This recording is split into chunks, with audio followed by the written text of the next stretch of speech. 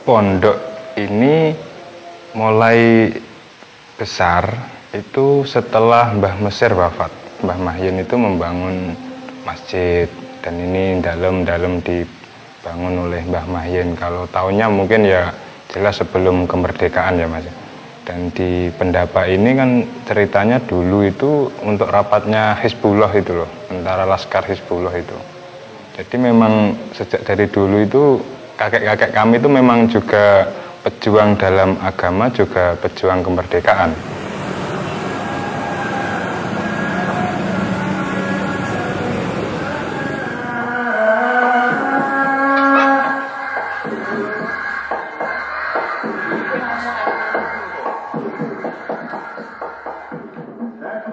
Hari Raya Ketupat itu mungkin masih tiga dekade ini mungkin kalau penyebarannya. Jadi dulu itu terpusat di sini Mas. Dimulai dari kisah kalau dulu itu istilahnya sebelum kemerdekaan itu adipati nggih. Jadi dulu itu Mbah itu setelah Idul Fitri beliau itu ke Pendopo Trenggalek. Nah, itu menemani bupati untuk open house di sana. Itu beliau berpuasa sunnah itu Mas. Nah, kemudian menjelang malam kupatan itu setelah puasa sunnah hari ke-6 beliau ke dalam sini. Nah, jadi kalau bahasa simpelnya itu kupatan itu open house-nya dalam pondok Babul Ulum sini Mas. Jadi awalnya dulu seperti itu.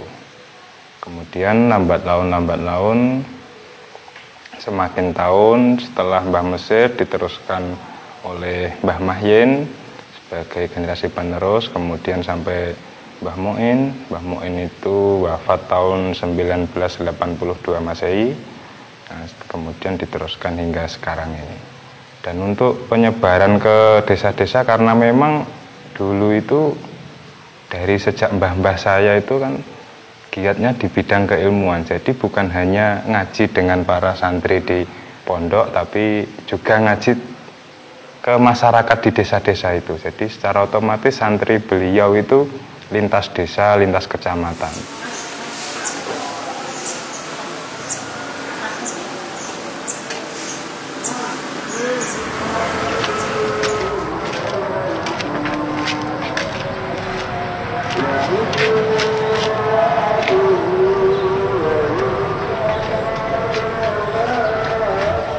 Jadi ini makamnya Mbah Mesir yang sebelah ini yang paling besar ini.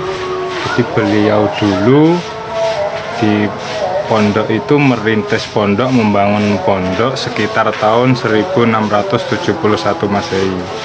Nah, beliau mengajarkan kepada kita semua tentang bagaimana mengagungkan ilmu. Jadi beliau dulu itu lebih ke bidang keilmuan, ngaji dan ngaji. Beliau menurunkan banyak putra dan putri. Salah satunya Mbah Mahyen yang meneruskan tradisi beliau termasuk kupatan tersebut.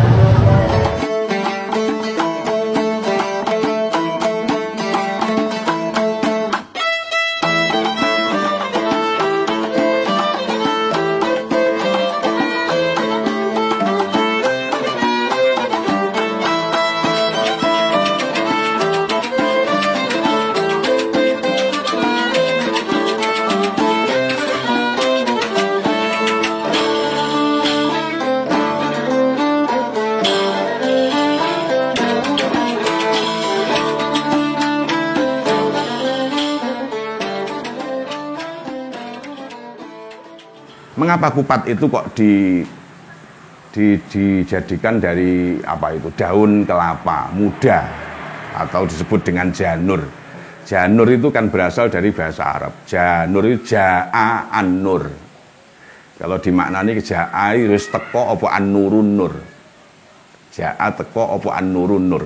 Nur ini kalau dimasukkan di dalam Al-Qur'an itu ada ayat yang menyatakan amhal tastawi zulumatu wan nur.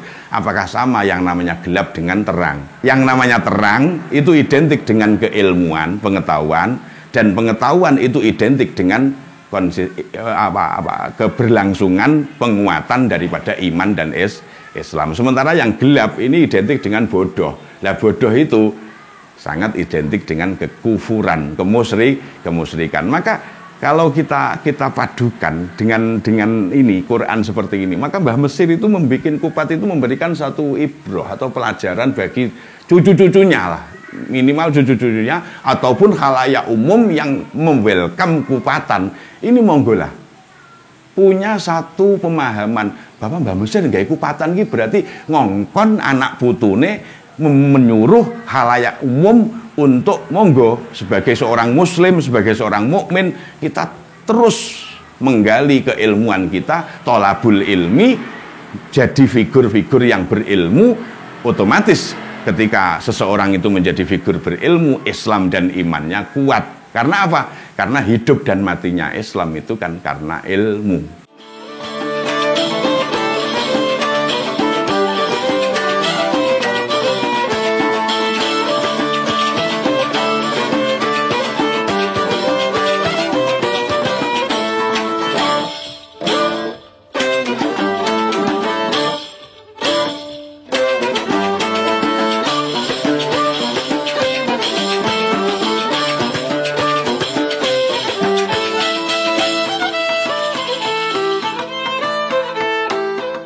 Ketika musim kupatan itu kok mesti musim tewel gitu loh. Nah, ketika musim kupatan kok alam itu seakan mengiyakan dengan tewel gitu. Makanya yo identik kupatan itu sayurnya tewel. Kalaupun nanti ada campuran kacang atau apa itu kan campuran. Tapi apa pokok daripada sayuran kupat itu kan yang dipakai adalah tewel, nangka muda itu. Ya Allah.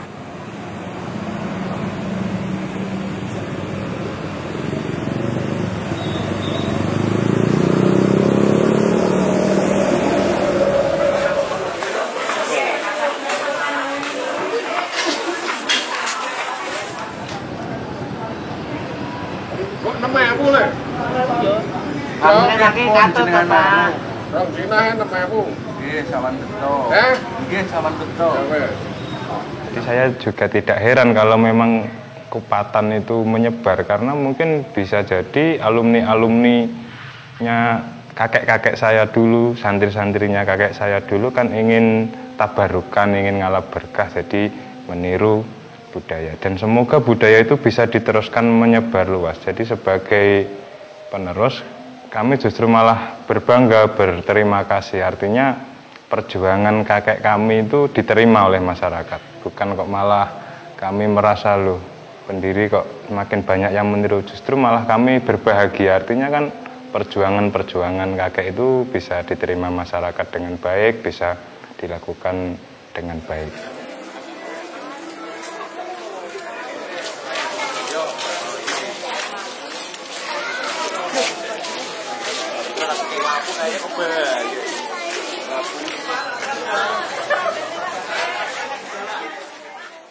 Makanya Mbah Mesir kok bikin kupatan, maka itu ibrahnya ya menyuruh kita untuk terus ngaji, untuk terus tholabul ilmi, dalam bersosial yang rukun, yang harmonis, saling menghargai, di dalam melakukan kebaikan. Sudahlah, jadi manusia itu yang penting produktif.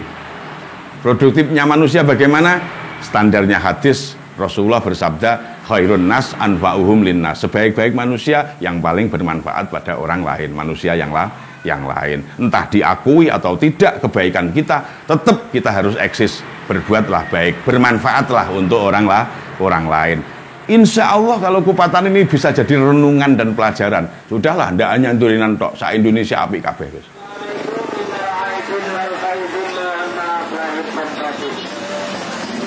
Bisa kami tangga kemeriahan pada malam hari ini sungguh sangat luar biasa.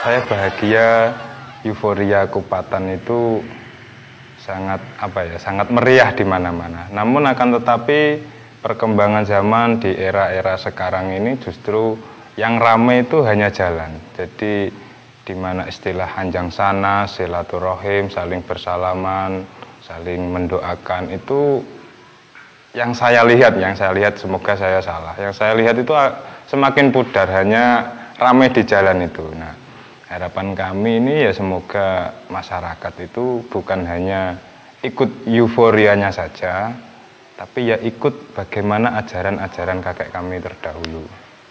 Bukan hanya ikut euforia ramainya, bukan hanya ikut hari rayanya saja, tapi juga ikut ajaran puasa sunnah. Itu sangat bagus menurut saya. Bu yo Kupatan ini ojo dimaknani hanya sekedar itu hiburan, tapi karena apa? Kupatan ini sebenarnya boleh dibilang ujuk-ujuk ataupun ya tiba-tiba ataupun ya kebetulan ketepaan.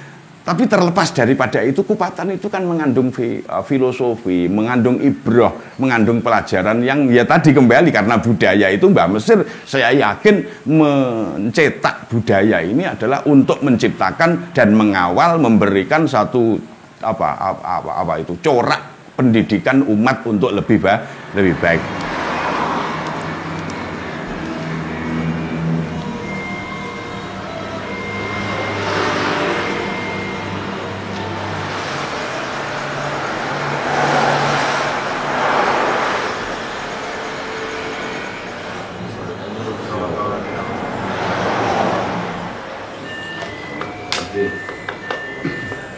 Ayolah bareng-bareng kita meneladani ajaran-ajaran terdahulu. Bukan kita mengutamakan sunnah, tidak. Tapi kita itu jangan berpatokan hari rayanya saja. Tapi sebelum-sebelumnya kisah-kisahnya itu harus kita teladani. Termasuk puasa sunnah, termasuk bagaimana adab kita sowan terhadap kiai, termasuk bagaimana kita berkunjung ke sanak saudara, ke teman.